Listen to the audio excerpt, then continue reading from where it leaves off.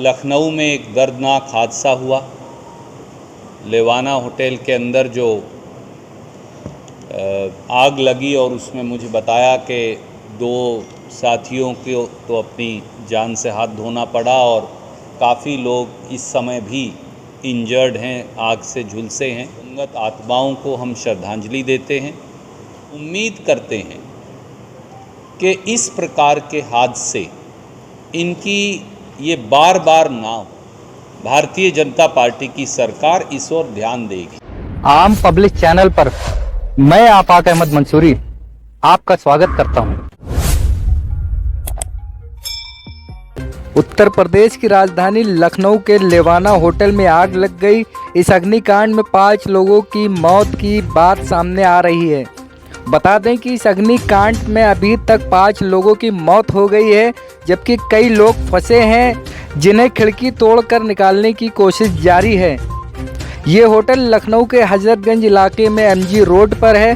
बता दें कि अब तक यहाँ से 18 लोगों को निकाला गया है, जबकि 15 लोगों के अब भी भीतर फंसे होने की खबर सामने आ रही है।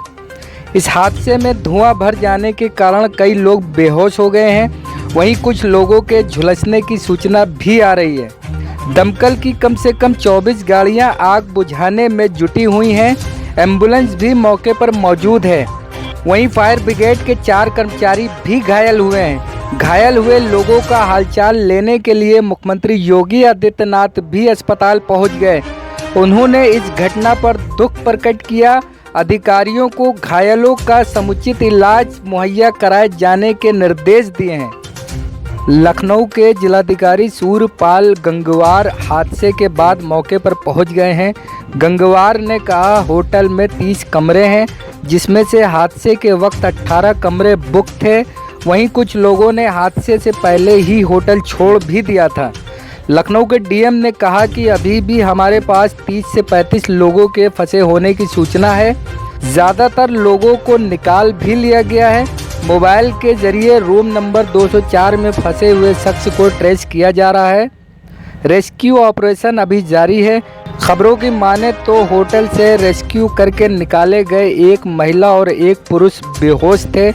उन्हें जब सिविल अस्पताल पहुंचाया गया तब डॉक्टरों ने उन्हें मृत घोषित कर दिया है।